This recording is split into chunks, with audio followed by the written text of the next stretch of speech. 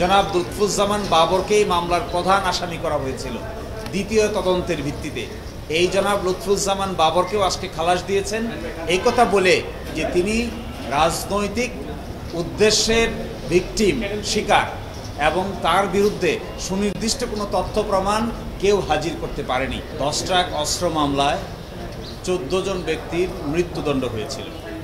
এই মৃত্যুদণ্ডাদেশের রেফারেন্স শুনানি হয়ে আজকে রায় হয়েছে। এই রায়ে সর্বমোট খালাস পেয়েছেন 7 জন। এই 7 জনের ভিতরে 4 জন খালাস পেয়েছেন যারা কন্টেস্ট করেছেন, একজন খালাস পেয়েছেন যিনি পলাতক ছিলেন, নুরুল আমিন। এছাড়াও 2টো আপিল এবেটেড হয়ে গেছে, জনাব মতিউর রহমান নিজামী এবং জনাব আব্দুর রহিম, ওনাদের আগেই মৃত্যুবরণ করেছেন। এরপরে বাকি 6 জনকে 10 বছরের সাজা দেওয়া হয়েছে। এই 7 জন আর এই 6 জন 13 জন, আর আরেকজন পরেশ বড়ুয়া যাকে যাবজ্জীবন সাজা দেওয়া হয়েছে। এই সব মিলিয়ে 14 জনের ভিতরে 7 জনকে খালাস দিয়েছেন, 6 জনকে 10 বছরের সাজা দিয়েছেন এবং 1 জনকে যাবজ্জীবন সাজা দিয়েছেন। এরই প্রেক্ষিতে এই মামলা আজকে নিষ্পত্তি হলো। এই মামলার মূল বিষয়বস্তু দাঁড়িয়েছিল যে আদালত দেখবে সঠিক ইনভেস্টিগেশন হয়েছে কিনা, প্রপার ব্যক্তির বিরুদ্ধে প্রপার চার্জ এবং সাক্ষ্য প্রমাণ হাজির করা হয়েছে কিনা। জনাব লুৎফুজ্জামান বাবরকেই মামলার প্রধান আসামি করা হয়েছিল দ্বিতীয় তদন্তের ভিত্তিতে। এই জনাব লুৎফুজ্জামান বাবরকেও আজকে খালাস দিয়েছেন এই কথা বলে যে তিনি রাজনৈতিক উদ্দেশ্যের ভিকটিম শিকার এবং তার বিরুদ্ধে সুনির্দিষ্ট কোনো তথ্য প্রমাণ কেউ হাজির করতে পারেনি। তার বিরুদ্ধে প্রথম অভিযোগ আনা হয়েছিল যে তিনি 5 জনকে প্রভাবিত করে মুক্তি দিয়ে দিয়েছিলেন। এই 5 জনই আদালতে ছিল, 5 জনই হাজির ছিল, 5 জনই 164 ধারা জবানবন্দি করেছে, সুতরাং 5 জনকে মুক্তি দেওয়া হয় নাই।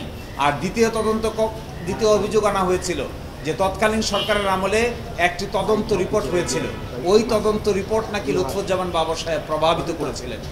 এই তদন্ত রিপোর্টের প্রধান যিনি ছিলেন তখনকার যিনি স্বরাষ্ট্র সচিব, তিনি আদালতে এসে সাক্ষী দিয়েছেন। যিনি সদস্য সচিব ছিলেন তদন্ত কমিটির, তিনিও এসে সাক্ষী দিয়েছেন, কিন্তু তারা সুনির্দিষ্ট কোনো অভিযোগ তার বিরুদ্ধে দিতে পারেননি। ফলে লুৎফুজ্জামান বাবরকে এই মামলা থেকে বেকসুর খালাস প্রদান করেছেন। এছাড়াও অন্যান্য আসামি, বিশেষ করে মতিউর রহমান নিজামীর পক্ষে আমরা ছিলাম, ওনাকে মামলাটা এবেট হয়ে গেছে যেহেতু তিনি আগেই মৃত্যুবরণ করেছেন, কিন্তু যে ফাইন ছিল এই ফাইনটিও তিনি অন মেরিট খালাস করে দিয়েছেন। ফলে এই মামলায়ও আর কোনো একুইটাল পেয়েছেন। বাকিদের সংশ্লিষ্ট আইনজীবী আছে, সংশ্লিষ্ট আইনজীবীরা আপনাদের সামনে কথা বলবে। এভিডেন্স কম না, এভিডেন্স নাই। এভিডেন্স যদি প্রমাণ করা না যায় তবেই তো খালাসপ্রাপ্ত হয়। এখানে বাবর সাহেবের বিরুদ্ধে কোনো সুনির্দিষ্ট অভিযোগই নাই।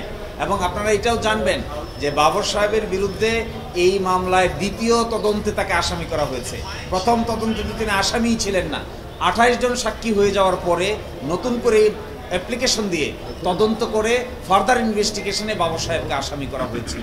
সেই জন্য ফার্দার ইনভেস্টিগেশনের যে সাক্ষ্য প্রমাণ এসেছে সেখানে সুনির্দিষ্ট কোনো সাক্ষ্য প্রমাণ আসেনি। ফলে খালাস দেওয়া ছাড়া আদালতের সামনে আর গত্যন্তর থাকেন।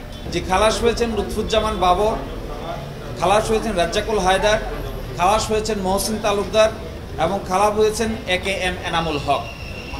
একই সাথে এই খালাসের মধ্যে মৌলানা মতিউর রহমান নিজামী এবং নুরুল আমিন, যিনি তখন সেক্রেটারি ছিলেন শিল্প মন্ত্রণালয়ে, এবং যার মামলা এবেট হয়ে গেছে, মৃত্যুবরণ করেছেন ব্রিগেডিয়ার জেনারেল আব্দুর রহিম। আর যাদেরকে 10 বছরের সাজা দেওয়া হয়েছে তারা হলেন আকবর, লিয়াকত, শাহাবুদ্দিন, হাফিজ, মঈনুদ্দিন, হাজি আব্দুস সোবান, তাদেরকে 10 বছরের সাজা দেওয়া হয়েছে। এবং যাবজ্জীবন সাজা দেওয়া হয়েছে পরেশ বড়ুয়াকে। সম্ভবত পরেশ বড়ুয়া আগেই বন্দি বিনিময়ের চুক্তির অংশ হিসেবে বাংলাদেশ থেকে তাকে ভারতে নিয়ে যাওয়া হয়েছে। আর যাদের 10 বছরের সাজা হয়ে গেছে তাদের জন্য বলেছেন 35-এর এ ধারা প্রযোজ্য হবে। 35-এর এ ধারা প্রযোজ্য হওয়ার অর্থ হলো তারা ট্রায়াল চলা অবস্থায় এযাবৎকাল যতদিন কাস্টডিতে ছিলেন এটি তাদের সাজার মেয়াদ থেকে বাদ যাবে। যদি বাদ যায় তাহলে 10 বছরের অধিক সময়, কারণ 2004 সালের ঘটনা, আজ পর্যন্ত তাদের কারাবাস হয়ে যায় প্রায় 20 বছর। ফলে এই রায় কমিউনিকেট হওয়ার পরে তারা যে 10 বছরের সাজা হয়েছে তাদের সকলকেই কারাগার থেকে মুক্তি দিয়ে দিতে হবে।